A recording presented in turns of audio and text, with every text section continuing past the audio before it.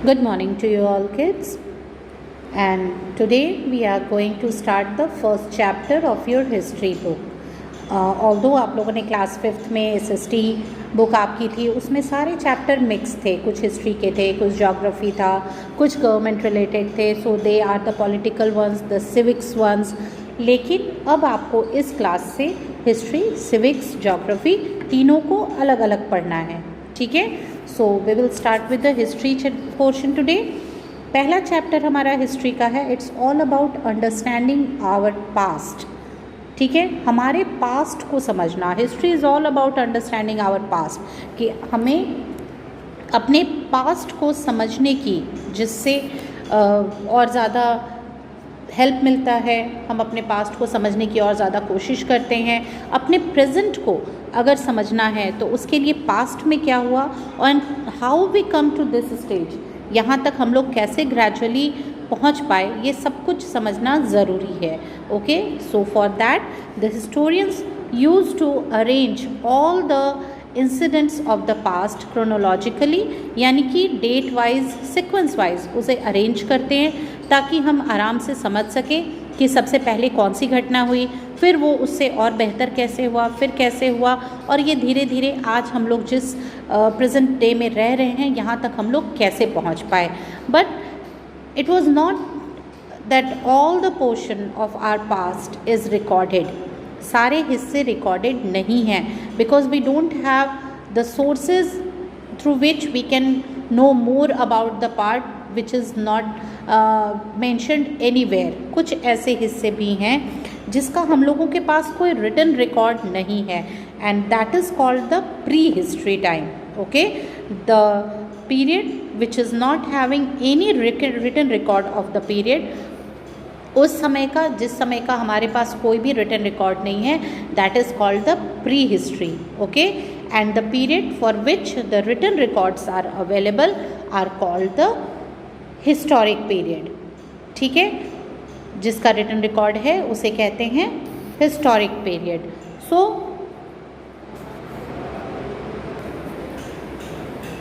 To know how all these evolutions took place, किस तरह से ये समय के साथ चीज़ें बदलते चली गई, कैसे प्रोसेस हुआ, क्या प्रोग्रेस था, इन सभी चीज़ों को समझने के लिए हिस्ट्री को जानना, हमारे पास्ट को जानना बहुत ज़्यादा ज़रूरी है. Because our earth existed for millions of years. ये सालों से, सैकड़ों, हज़ारों, लाखों सालों से ऐसा ही है अर्थ और हमारे साथ है. But by doing the research on the layers of the old rocks, जब आप पुराने रॉक्स को हम लोग रिसर्च करते हैं तो वहाँ कई जगह क्या होता है कि कुछ लिविंग थिंग्स के जो दो रॉक्स के बीच में फंस गए हों और वहाँ बिल्कुल वो पेस्ट हो जाता है उनका पिक्चर. ठीक है, उनके रिमेन्स जो होते हैं वो वहाँ दब गए हैं, वहाँ पे वो बचा हुआ उन्हें मिलता है pictures. So they are called the fossils. The remains जो हमें रॉक्स के बीच से मिलते हैं, पुराने एनिमल्स के और बाकी चीज़ों के जो वहाँ पे रह गए थे रॉक्स के बीच में दब करके, they are called the fossils.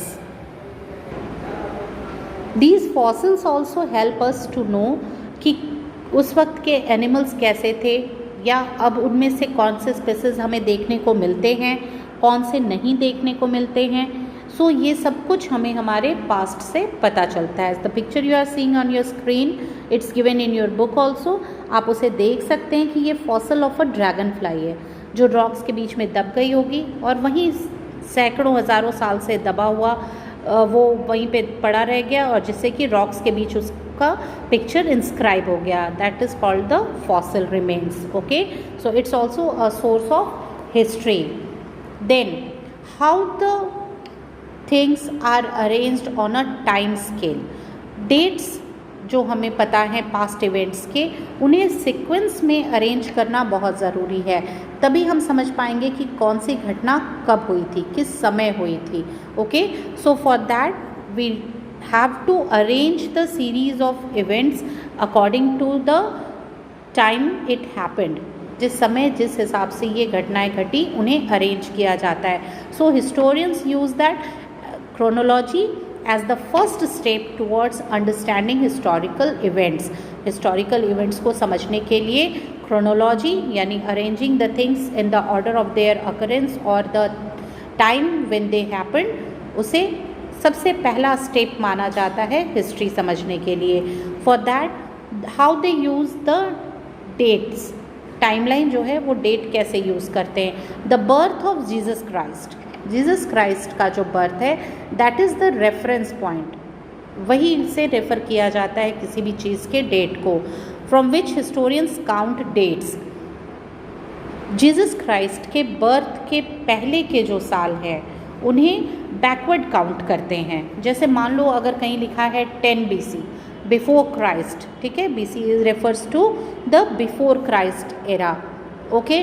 So if anywhere it is written 10 BC, 20 BC, 30 BC, 500 BC, तो मतलब कि जीसस क्राइस्ट के बर्थ के ठीक 10 साल पहले बैकवर्ड जा रहा है, ठीक है। If it is written 300 BC, यानी कि जीसस क्राइस्ट के बर्थ से 300 ईयर्स पहले, 10 BC 10 ईयर्स पहले, so that was counted backward. जितना ज़्यादा बड़ा नंबर उतनी ज़्यादा पहले घटी हुई घटना, यानी जो 500 BC है मतलब कि वो बहुत पहले हुई, 10 BC यानी that was literally very near about the birth of the Jesus Christ, okay. Then and like that only, जब जीसस का बर्थ ईयर है, ठीक है, the years after the birth of Jesus they are noted as the AD और Anno Domini, और it is called the common era, ठीक है, यानी कि उनके बर्थ के बाद के डेट्स जो अभी हम लोग करते हैं, these years are counted forward. इन्हें अगर मान लो 3 CE लिखते हैं या सेंचुरी, मतलब कि वो बहुत पहले घट चुका है, एंड देन 500 CE थोड़ा और आगे, तो बर्थ जो था जीसस क्राइस्ट का उसके बाद के ईयर्स को फॉरवर्ड काउंट करते हैं और उनके बर्थ के पहले के ईयर्स को बैकवर्ड काउंट करते हैं। This is how the historians took all the records and arrange them in a chronological order, ठीक है। Then the geographical framework, if we refer to the geographical framework of India for understanding the past, we can see here, आप अपनी book में map को refer कर सकते हैं और you can put your attention here on your screen even, that the vast north Indo-Gangetic plain, ये जो आप प्लेन एरिया देख रहे हैं, this is the Gangetic plain, ठीक है, यहाँ से गंगा आती हैं और this green place you can see here, ये बहुत ज़्यादा फर्टाइल एरिया है क्योंकि ये पूरे रीजन को गंगा रिवर से वाटर मिलता है और यहाँ बहुत ज़्यादा एग्रीकल्चर डेवलप करता है। सो जितने भी ह्यूमन सेटलमेंट थे first, they were all near the river valleys, नदियों के किनारे थे, because they were very much fertile and the human settled here for the very first time. और बहुत सारे किंगडम्स भी यहाँ इमर्ज हुए, okay, due to the geographical importance. Then if we come to the south, the peninsula was divided into smaller regions by mountains, plateaus and river valleys. यहाँ देखो आप Deccan plateau देख सकते हैं, रिवर वैलीज हैं, माउंटेन्स हैं, तो ये भी बहुत ही इंपॉर्टेंट जोग्राफिकल एस्पेक्ट था, okay. Then the great Himalayas, यहाँ in the red you can see here the Himalayas acted as a barrier between India and the central Asia.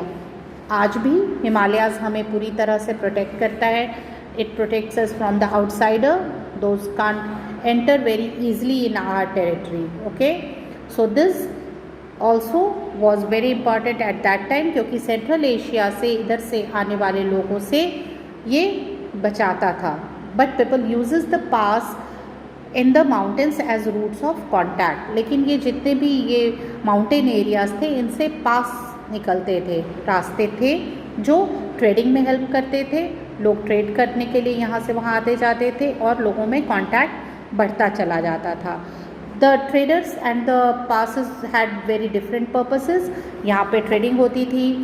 People from cold arid places came here in search of livelihood, जब ये बहुत ठंड हो जाता था इधर का एरिया तो लोग इधर से एंटर करते थे और अपने लिए लाइवलीहुड यहाँ सर्च करते थे, यहाँ सेटल होते थे। ट्राइबल कम्युनिटीज़ एक जगह से दूसरी जगह माउंटेन पासेस के थ्रू ट्रैवल करते रहती थी। रिलीजियस लीडर्स जिन्हें अपने धर्म की का प्रचार प्रसार करना होता था, वो भी इन पासेस को यूज़ करते थे एक जगह से दूसरे जगह अपने कैंपेन के लिए आने जाने के लिए। ओके, देन ये जो आना जाना लोगों का हुआ, लोगों में इंटरैक्शंस बढ़े, कॉन्टैक्ट्स बढ़े, वो that led to a diverse culture, ठीक है, और डेवलपमेंट हुआ। इतने लोग जब घुलने मिलने लगे, एक नई संस्कृति ने जन्म लिया, लोगों ने एक दूसरे को बेहतर समझा, and that developed a unique and extensive culture also. Okay, फिर अगर हम अपने हिस्ट्री के सोर्सेज की बात करें तो there are two sources, the sources of history, they are divided into two, the literary sources and the archaeological sources. Literary sources means all the records which are there in the written form, जो हमारे पास लिखित रूप में है, they are called the literary sources of history. जब बहुत समय पहले literary sources जिनको हम रेफ़र करते हैं, तो उस वक्त पेपर नहीं अवेलेबल था।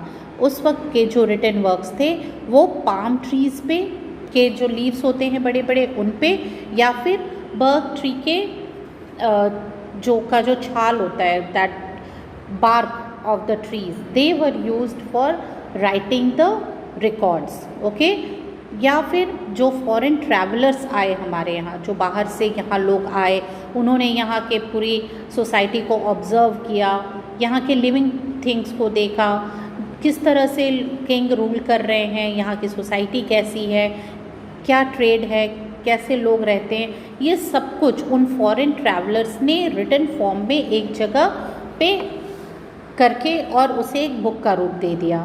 So that was a very good source for knowing the society and the different things of that time. तो ये जो चीज़ें हैं वो कई तरह से हैं, like they are the religious ones even, या कुछ सेक्युलर भी हैं.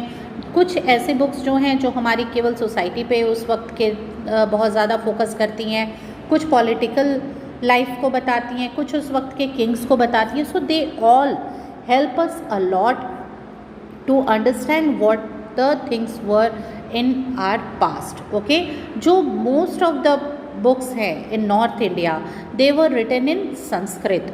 ठीक है, नॉर्थ इंडिया में मेन लैंग्वेज संस्कृत था जिसमें सारे रिटन रिकॉर्ड्स हैं, और साउथ इंडिया में main language Tamil. Okay, in south India it was Tamil जिसमें कि सारे बुक्स लिखे गए हैं. बहुत सारे ऐसे भी लिटरेरी सोर्सेज हैं जो कि स्क्रिप्ट्स अभी भी जिन्हें हम समझ नहीं पाए हैं, जो डिसाइफर डिकोड नहीं किए जा सके, like the Harappan script. They used a pictographic script. वो पिक्चर्स अलग अलग बने हुए थे, पिक्चर की तरह है, फ्लोरल इमेजेस हैं, पिक्चर्स हैं, जिन्हें आज भी हिस्टोरियंस नहीं डिसाइफर कर पाए हैं. अगर वो डिसाइफर हो पाए तो शायद हमें और भी ज़्यादा उनके बारे में जानकारी मिल पाएगी. So these are the literary sources. कुछ ऐसे वर्क्स जो इंडियन राइटर्स ने किए, लाइक द हर्षचरिता जो इंडियन राइटर्स ने लिखा. फिर फॉरेन ट्रैवलर्स के बुक्स को अगर हम लोग रेफ़र करें, like it was the Megasthenes, फिर फाहियान, ये जो ट्रैवलर्स थे इन लोगों ने लिखे. देन द सेक्युलर और नॉन रिलीजियस टेक्स्ट जिन्हें किसी धर्म से मतलब नहीं था, they are the secular ones, like the Arthashastra, Meghaduta. ये सारे लिटरेचर सेक्युलर लिटरेचर में आते हैं. And if we talk about the religious text, then the Vedas and the Puranas जिन्हें कि वैदिक एज में लिखा गया था. Okay, then comes the archaeological sources. Archaeological sources are the objects from the past, and this could be ruins of buildings, pieces of pottery, tools, coins, jewelry. उस वक्त का बीते समय के जो बिल्डिंग्स थी, टेम्पल थे, पॉटरी था, उस वक्त जो कॉइन यूज़ होता था, लोग ज्वेलरीज पहनते थे, उन सब के अवशेष, द रिंस, जो टूटे फूटे बचे हुए जो हमें आर्कियोलॉजिस्ट डिग आउट करके निकालते हैं और उसे एक जगह इकट्ठा करते हैं, उससे टाइमलाइन सेट करते हैं, उसे देखते हैं, ऑब्जर्व करते हैं, रिसर्च करते हैं उस पर. So they are the archaeological sources जो हमें ज़मीन के नीचे से मिलता है through the help of the archaeologist. And they are basically the buildings, potteries and the things which were used by the people of that time. Okay, then the monuments जो उस वक्त के बने हुए मॉन्यूमेंट्स हैं, जो उस वक्त के लोग बना के गए। Inscriptions, the inscriptions are the written records which are engraved on the walls, tablets, scribed on the or carved on the temples या buildings, सबके दीवार पे जो engrave करके लिखा जाता था, जो रेज के लिखा जाता था, they were called the inscriptions. Okay? और inscriptions की study को क्या कहते हैं? Epigraphy. Study of the inscriptions is called epigraphy. Okay? So these are the archaeological sources. Artifacts, the pottery, seals, ornaments. तो इस तरह से लिटरेरी और आर्कियोलॉजिकल सोर्सेज के हेल्प से हम अपने पास्ट को और भी बहुत बेहतर तरीके से समझ सकते हैं। And historians arrange them according to the timeline, chronologically उन्हें अरेंज करते हैं ताकि हम अपने प्रेजेंट को उससे कनेक्ट कर सकें। So kids, what you have to do, you have to read the chapter. आपको पूरा चैप्टर बहुत अच्छे से पढ़ना है। Read it and note down your doubts. आपको कहीं पे कोई डाउट लगता है तो आप उसे नोट डाउन करके रखिए। When we will meet in the next classes, you can just wait for me to finish my work and raise your questions there. मैं आपके सारे डाउट्स को क्लियर करूँगी, ठीक है? So you read the chapter and just note down your doubts and your problems in the chapter there. Okay? So bye and do your work.